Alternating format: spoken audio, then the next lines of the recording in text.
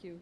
Thank you so much. And at the onset, I thank the organizers for giving us this opportunity to bring the panel discussion on neurodevelopmental disorders. And I think I have the best team of neurodevelopmental specialists with me today on the dais. And thank you so much, chairpersons, for the introduction. So beginning, and I'm going to be a little quick because one of our panelists has a train to catch, so I'm going to be a little quick. So what we have done today is that we've put some cases together. But before that, it is my duty, my responsibility also to bring to you all what is the latest incidence and prevalence on neurodevelopmental disorders. So the CDC data has given these numbers, and I'm just going to quickly say it to you, that about 1 in 5 adolescents currently have a diagnosed mental and behavioral health condition. So you can imagine that there are so many children who are in the periphery areas and who do not have these kind of diagnosis or even expert people to help them to recover from whatever developmental and behavioral issues they're going through. Currently, globally, 10% of children and adolescents have mental illness, and 1 in every 7 children between the age group of 10 to 19-year-old have some or the other kind of mental disorder. So you can see the burden is huge. And if we speak specifically about autism, ADHD, and LD, you can see over here that the CDC data says that 1 in every 31 child is being diagnosed with autism spectrum disorder. In India, the prevalence is around 1 to 1.5, and globally, other research papers say that at least 1 child in 100 is being diagnosed with autism. If we look at ADHD, around 11% children are diagnosed with ADHD every year. That's the CDC data. In India, through various research, we have 5 to 7% of prevalence, and globally, at least 5% children and adolescents are being diagnosed with ADHD. And if we speak of LD, the number is little higher. And in India, if we see 5 to 15% of school-going children have LD, this is an older data that we have available, and I'm sure that this is little more because we are seeing a lot of children with academic concerns. Globally, again, it's 5 to 10%. So quickly, I am going to request Dr. Amola to talk about this 13-year-old girl with dysgraphia and dyslexia, is constantly bullied at school and has developed symptoms of anxiety. So I would like Dr. Amola to speak about what are the coping strategies or life skills that can be taught to her, how can we counsel the parents, and what will be the advice to the school authorities. Thank you very much.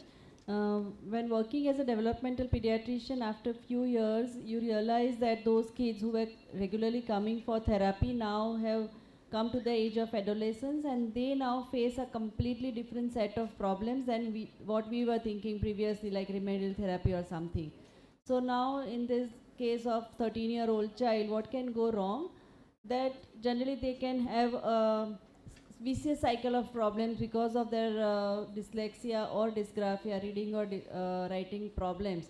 So in case of dyslexia, they have different reading pattern, like they avoid reading generally, and even if at all they are given reading, they use finger tracing, or they mispronounce the word, or they talk very differently, or they have actual difficulty in reading the paragraph. And then some typical problems of dyslexia or the reading difficulties, like they can read B or B for D or D for D, or they can add the letter or sound like play for played. Then they substitute the word as well. So now all this thing leads to confusion, and they are represented differently in the class among their peer group.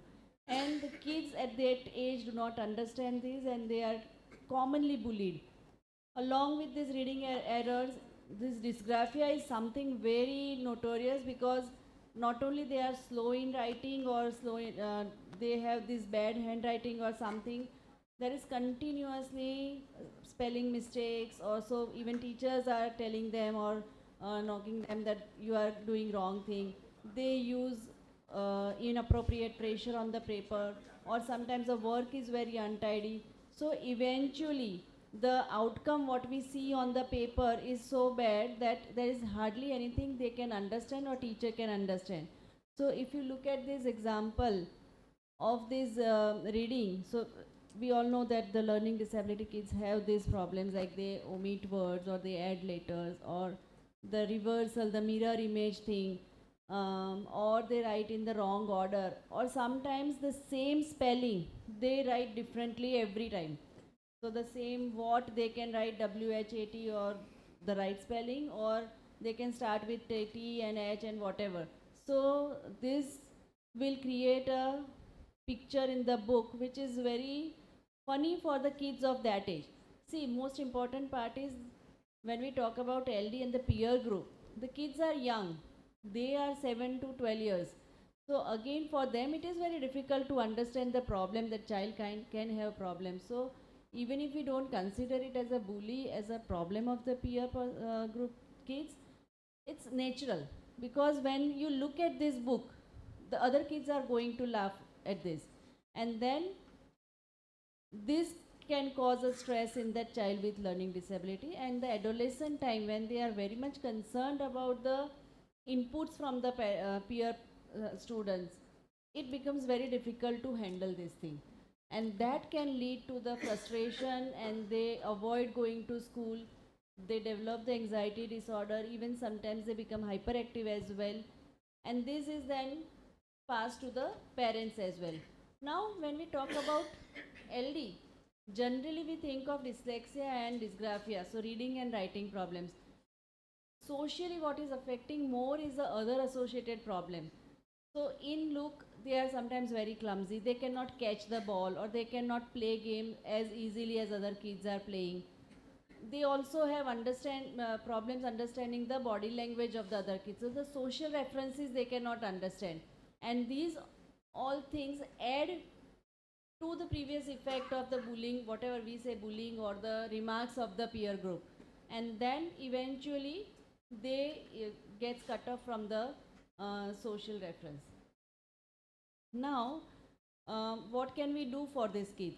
That is also very important. So, most important thing, the message generally for any adolescent we want to convey is whatever is happening is not their fault.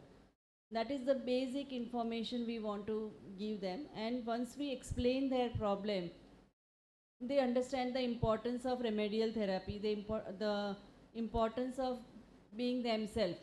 Like whatever they are, they need to understand that it's good to be whatever they are. Then a few systems also work like rewards, and then generally what we talk about, the breathing techniques and meditation and yoga, that really helps in building the self-esteem.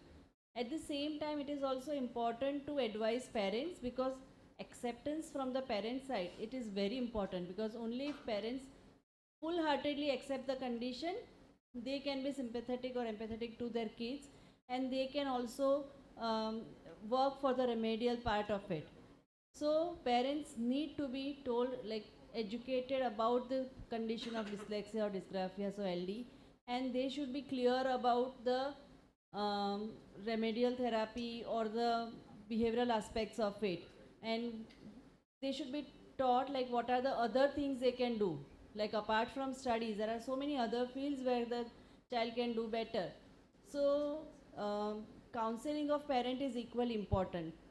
Now when we talk about the overall thing, school authorities, they also play a very important role, because if teachers do not understand the concept of learning disability, they are not going to um, take care of their child properly. So if teacher knows that the child have dysgraphia, then she is not going to look at the spelling, she is going to look at the concept which child wants to convey. So awareness in the teacher is the utmost important thing. Then in the schools they should have the remedial education system, and then the resource rooms where the child can be taken for say one class of the sports or something, where the remedial education can be given.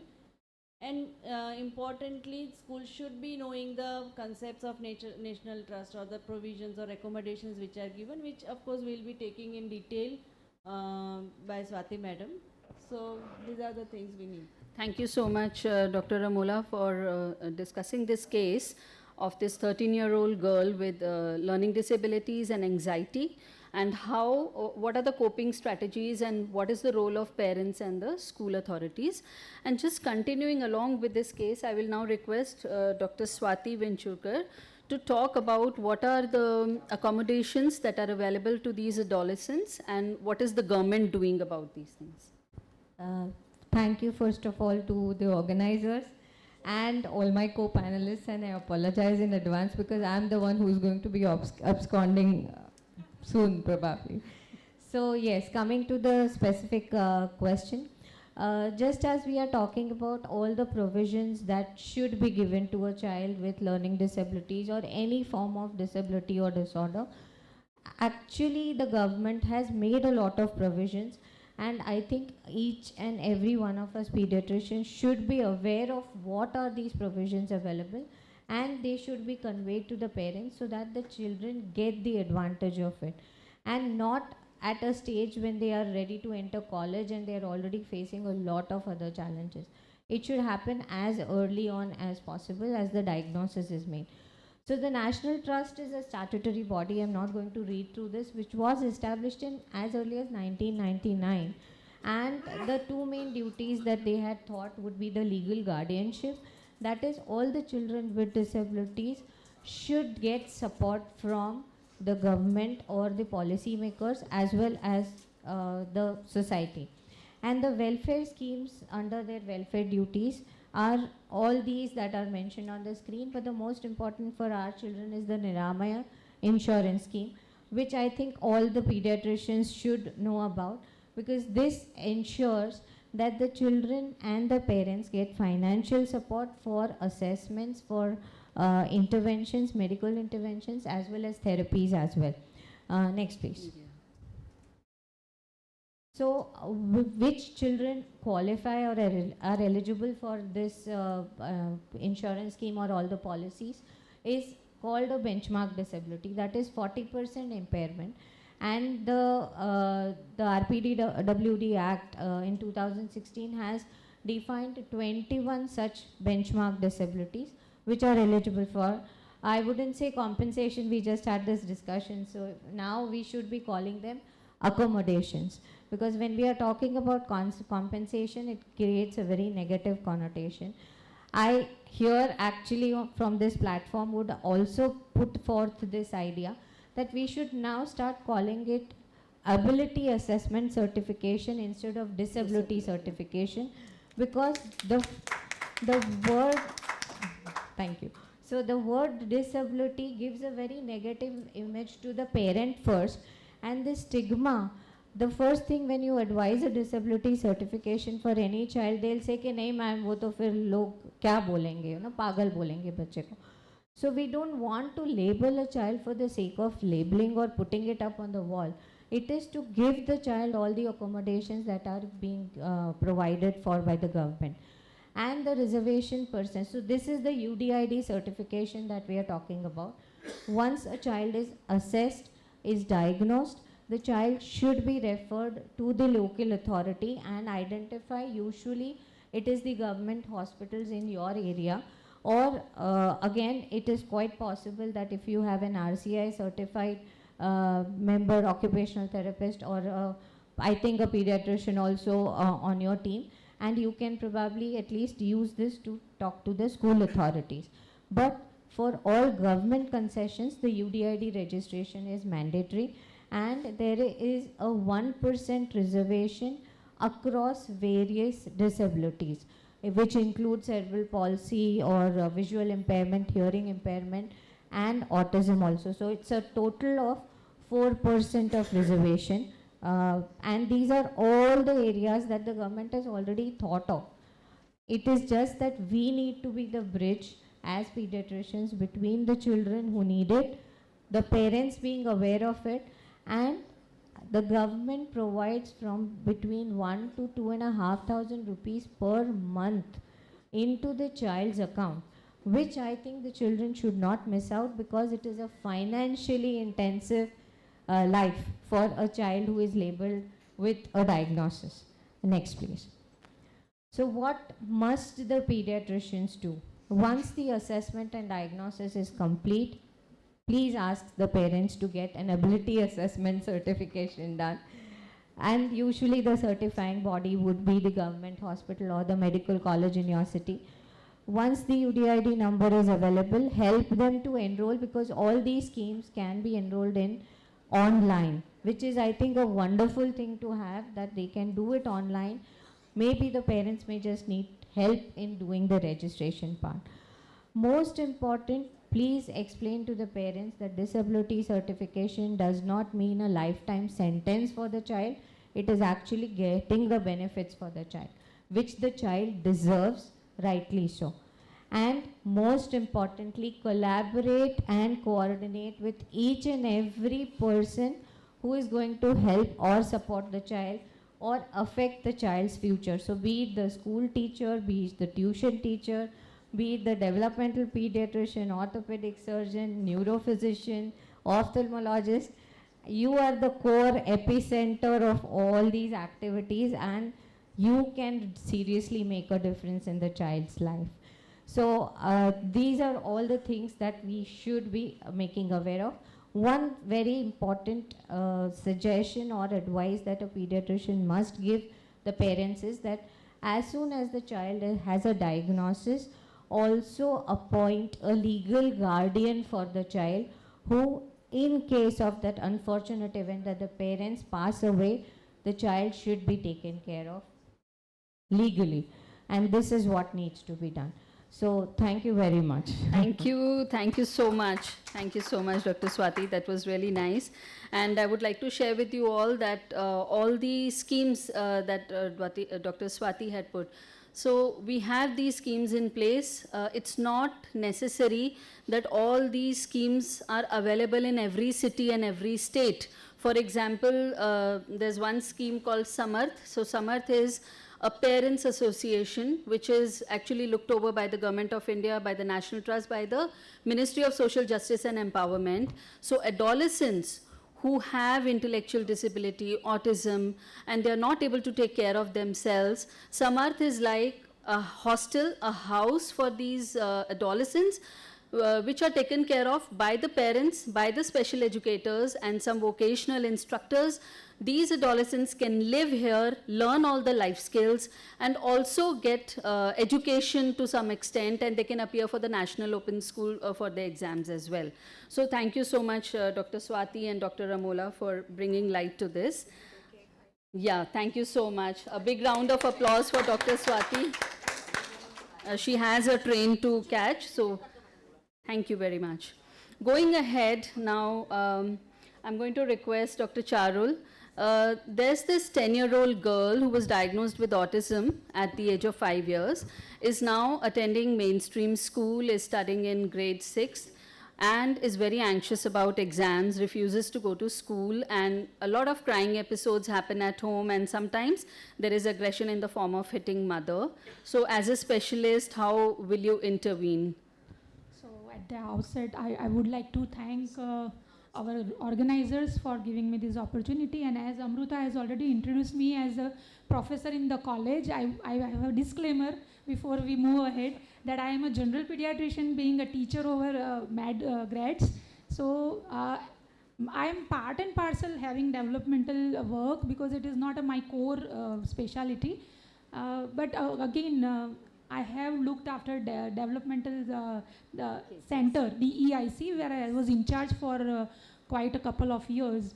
So, we have to resort to our heads tool. Whenever we encounter such children or teens, these will come to our rescue. So, assessing this child, I found that this child studies in, or this teen studies in a grade 6. So, we have to look into the academic performance, what is the school environment, and going through, I will not go through entire slide, but this child has also issues with crying episodes and aggressive behavior and has safety issues. So basically, adolescence itself is a period by virtue of that developmental stage that they have couple of issues where they normally also face behavioral or social accommodation. They have and over and above, this child is having ASD. So there is language and communication issue. They have issues with social reciprocity and continuing with back and forth conversations. Social interaction is affected in these children, as well as they have a lot of sensory processing disorder. So they would behave very in a weird way, either with hypostimulus or hyposensitivity or hypersensitivity, as well as they have difficulty in executive functioning. So all those managerial thing, when they are given with so much of task, so they would not be able to catch non-verbal cues, and even verbal communication is affected. So they have also difficulty in maintaining and sustaining relationships and misunderstanding social cues. So in a nutshell, this child is having issues in her processing disorder. So, and there are some triggers, even an adolescent, when he is moving from elementary to middle to high school, they have to cope up with increased academic rigor. So here this child is facing exams, and she must be having challenges, too many questions, and getting, being called out in class, so which is all triggering anxiety in this child. So basically, as my fellow panelists have already told, I would reiterate that it is a multimodal, multi-sectoral coordination, and it is teachers, parents, and the pediatrician. They would help this child cope with the struggle. So there are certain SMART goals. Specific goals have to be assigned. The task should be divided into achievable chunks. It should be measurable, it should be relevant, and it should be time bound. So they should be given the task which applies all these SMART criteria. Next, please. Okay, so unlocking language keys. There are certain antecedent-based interventions and augmentation-based strategies. So in these augmentation strategies, we can help take use of certain aided and unaided augmentation. So in unaided augmentation, it is just by gestures and soft cues, which we can help them overwhelm their disorder. And certain augmentation-based therapies, like where we can go for visual aids and video modeling. Then there is something called LAMP, where they can acquire language acquisition model. And there is PACS, we're going picture-based enhanced the therapy. So it is important for us to understand with patients, help them with all these aid and therapy, and consistency and repetition is must. There is also this antecedent-based intervention, where it is an ABC. First, we have to find out what is the antecedent which precipitates the behavior, and what are the consequences. So identifying this ABC is very important for intervention. And again, collaboration at the multi-sectoral level would go a long way. Thank you.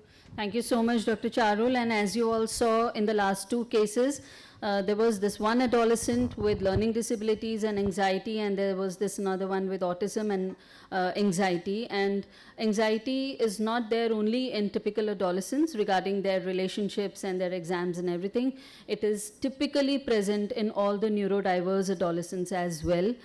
They have difficulty in adapting from one person to other, one environment to other, from school to home, home to tuition, and all these things. So thank you very much for bringing light to these two cases. I go ahead with Dr. Nitish now, and that's his area of expertise as well. He takes care of patients with epilepsy as well. So I would like him to talk about this case, a 14-year-old boy with autism, ADD and epilepsy. He's on medication, he has lost interest in academics, and parents complain a lot that he keeps himself locked, he doesn't want to study, he's lost interest, and doesn't want to carry out any tasks. So we would like Dr. Nitish to talk what should be the approach for this case. Sure, so we'll talk about the epilepsy in next few minutes, but as you said, keeping himself locked, there will be lots of issues like anxiety, depression, bullying, and nowadays with the mobile, pornography, and so many other things happening as well. So I think teenagers, they have experimentation, and only caution is they should not be sexually or physically bullied or abused. I think that has to be looked after very carefully. Now regarding epilepsy, so if you think it's a multimodal thing. It's not straightforward that epilepsy causes autism or autism causes epilepsy. So in general, epilepsy is around 1% population. But if you see epilepsy in ADD or ASD, it's very high, 5 to 38%. And it's more common in children who have associated cognitive or motor delay or significant language deficit. So those children have high chances of epilepsy. And they can have any type of epilepsy. Other associated finding is abnormal EEG. So when we do EEG, they have abnormal EEG findings. It's a huge number as well. And frequently we see frontal and temporal discharges. And if you see typical age, it's less than 5 years, epilepsy is very common, and then again in teenagers. Now talking about the complexity about the relationship between this, it can be as simple as someone has a NHBI, neutral hypoglycemic brain injury, which leads to bad epilepsy, then autism, and then learning difficulties and so many other things. It can be genetic disorder, which cause both the things, epilepsy as well as autism. It can be something different, which initially cause epilepsy and also cause autism separately. Sometimes medicines for epilepsy causes behavior issues. Sometimes medications for behavior can induce epilepsy. So it's very complex relationship. It's mainly your frontal lobe, temporal lobe, your functional connectivity. So all those affects your epilepsy. So as we say, these are the children, specially able children, and neurodiversity. So far we are using word biodiversity. These children are part of neurodiversity. And there's a huge abuse of EEG at the moment. So we should know when should the EEG be done and how to interpret. So yes, we should do EEG when child has epileptic seizure or possible seizures. So those children should have EEG. There's no direct rule that routine EEG because there's high chance of abnormality. So there is no routine EEG as a rule. Of course, they may have lots of abnormal movements, sometimes in the sleep movements, sometimes daytime stereotypies, and you are not sure what they are. Then proper video EEG will be very helpful. Especially children who have atypical regression. We know autism have regression around 2.5 to 3 years of age or 2 years of age. But someone beyond 4 or 5 years of age has regression, around 10 years of regression. Those children should have EEG because it will Landau-Kleffner syndrome or so many other things, or ESUS, that is electoral status in slow wave sleep, can also induces behavior learning difficulties and so many other changes. And whenever you do EEG, sleep must be included and try to get the experts. Now something on the medications, because there's very easy catch. We know there is high chance of epilepsy, so why not to start medications? So there's no role of prophylactic ASMs or seizure medications. Sometimes you may find abnormal EEG, but child doesn't have seizures. So again, there's no role of ASM to treat the EEG. We treat the patients, we don't treat the EEGs or reports. And of course, we treat the confirmed epileptic seizures or epilepsy. Now something on caution about specific medications like methylphenidate or stimulant medications. It has specific role in frontal lobe, means your neuromodulation, and itself it can cause seizures. So someone who did not have epilepsy, it reduces threshold for epilepsy. So those children should be marked or kept in radar. And for those children, always start low on the dose and go slowly on the high the dose. So that's very important rule. So don't start with the standard doses. Good medication, sodium valproate, oxybenzone as appropriate. Nowadays people use levetiracetam for almost everything and anything. There is a caution here.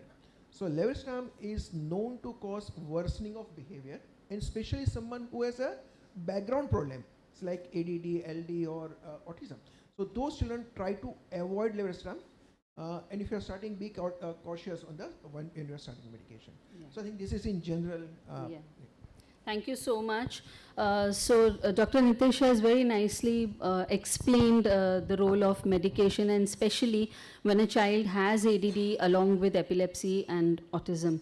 So please remember that some medications like methylphenidate may aggravate the condition of epilepsy, and some other medications which are being used for behaviors may also cause other problems.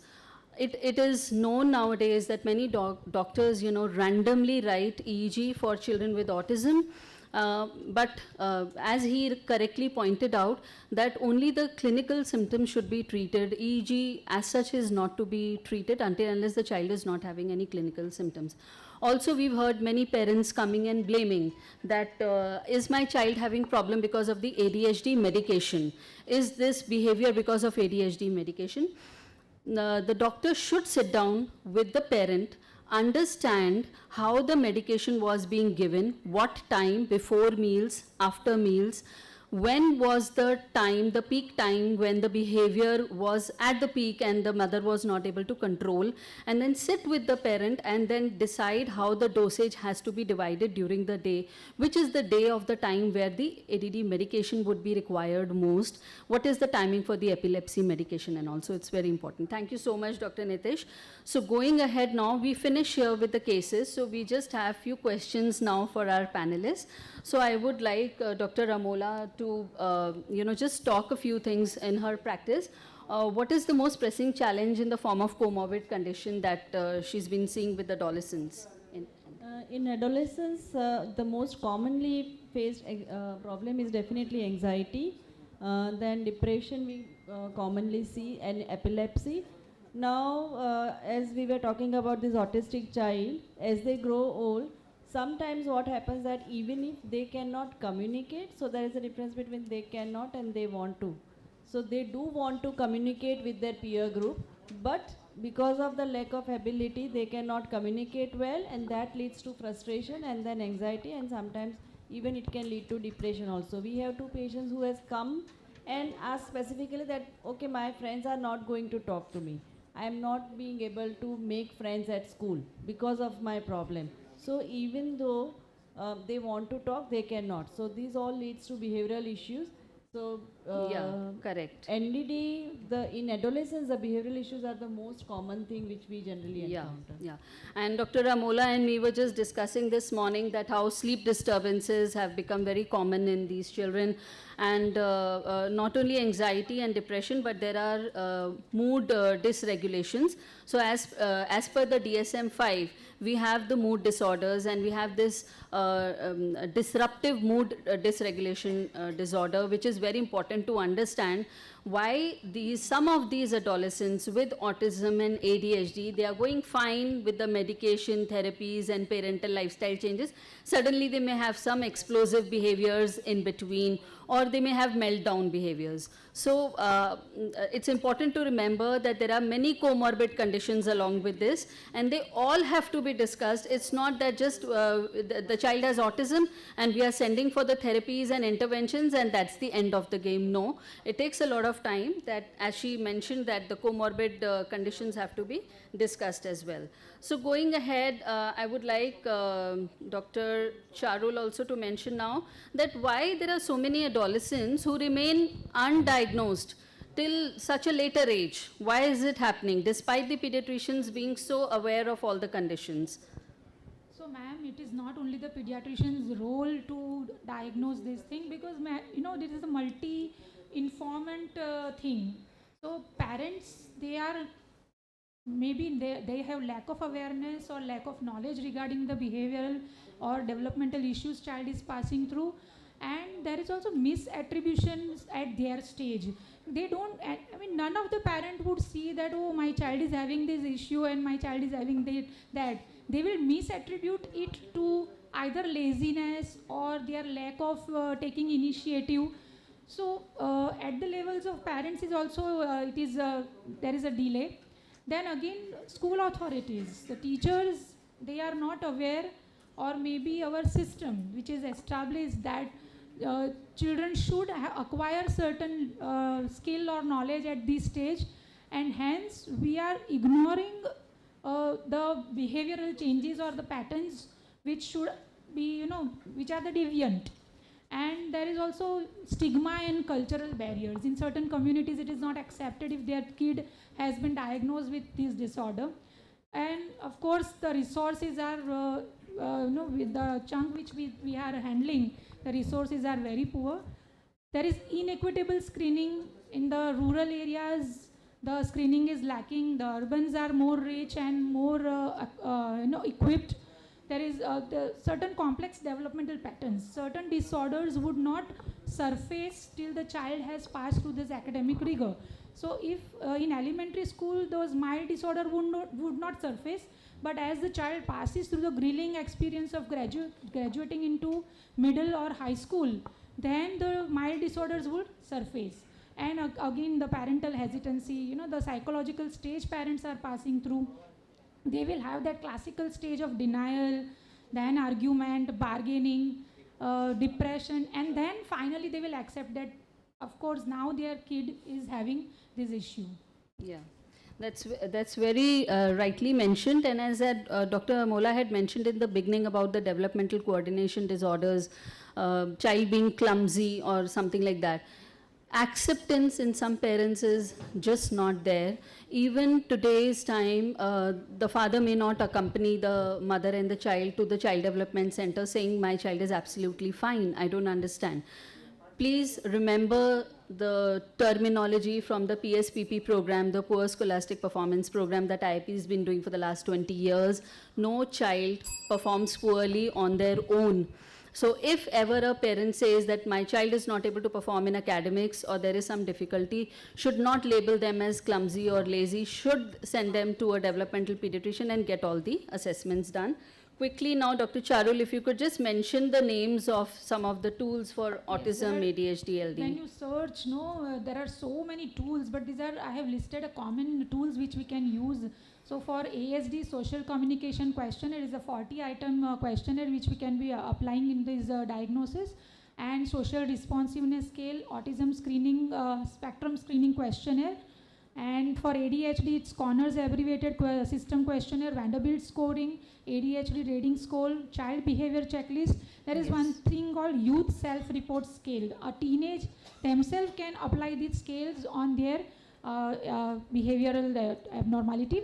For SLD, there is Indian tools like Nimhan's Battery for Learning Disability, SLD screening questionnaire, and screening checklist by NCERT. They have designed this, and child adolescent psychiatric screening tool. So these are available freely. These are certain international tools like Wechsler's intelligence scale for children, Woodcock-Johnson test for achievement, Aston index battery, and these tools are available online freely, and they must be used by all the multi-sectoral usage should be there. Yeah, some of these tools you have to buy, but some screen tools are available. So we go on to the last question now, Dr. Nitish.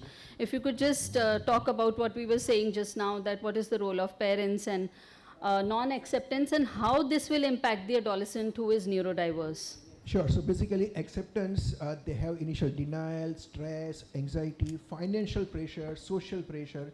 So I think parents have to support it well, educational support, social support. And we are all talking very nice things. Government is taking so many nice initiatives, but there is a lack of connection between all these things.